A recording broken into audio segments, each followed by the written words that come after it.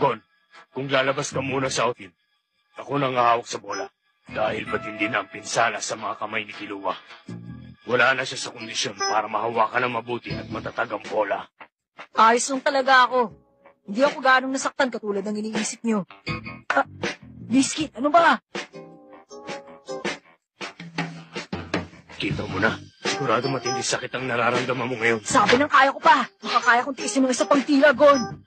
Gon! Sige na, gawin na natin. Hindi, huwag!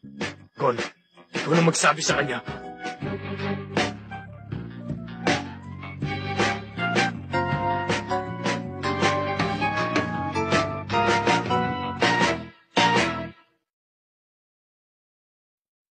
Ang totoo, alam ko ang nangyayari.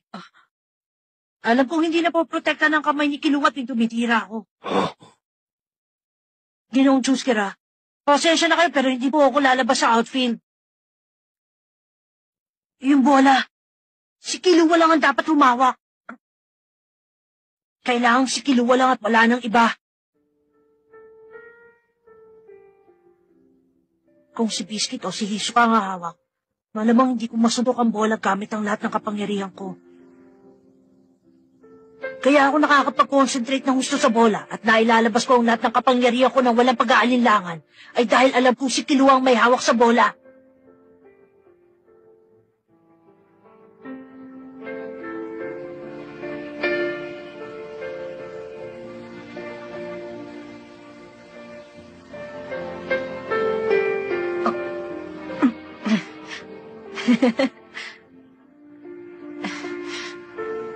Siguro naman naiintindihan nyo na ngayon. Sige na, magpahinga na kayo. Kayo nang bahala. Mag-iingat kayo.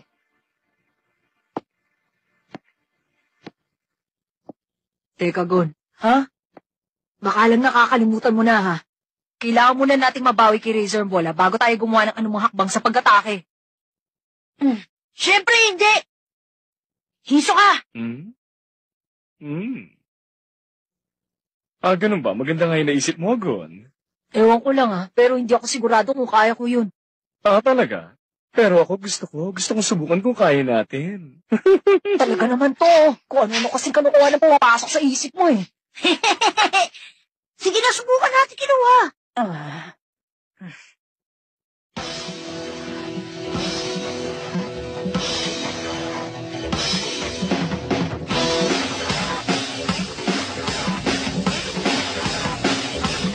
Okay, eto na.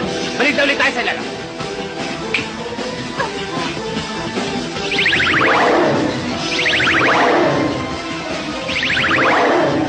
Ang mga nine-monster ni Razor! Wala lahat.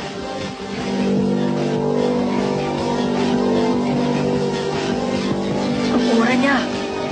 Balik na sila lahat ni Razor.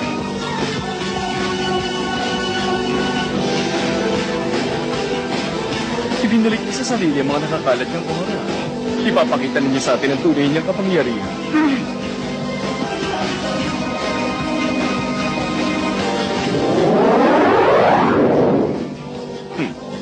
Hindi ko inaasahang magagamit. Matagal-tagal na rin. Mula na marapang ito. Hinagis yung bola pataas. Preparasyon yung para sa spike sa volleyball! Uy, tingnan niyo silang tatlo! Huh?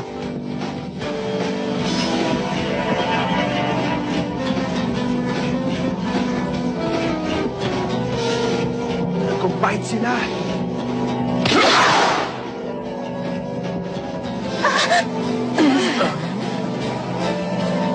Naiintindihan ko na kung anong tinabalak niyo.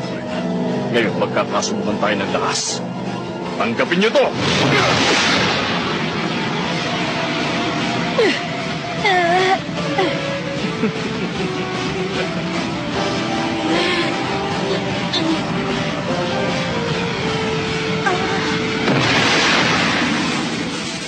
Sige, ang sumusama.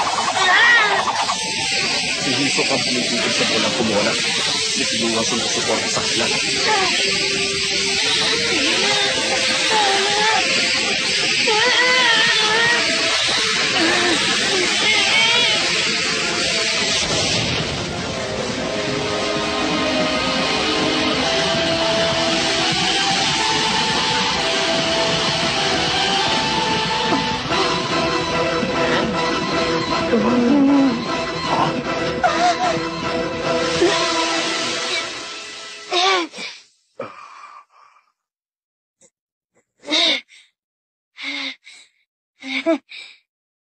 Nasaan niya? Galing mo talaga! Sabi naman kayo ng bola! Tayo naman ang titira!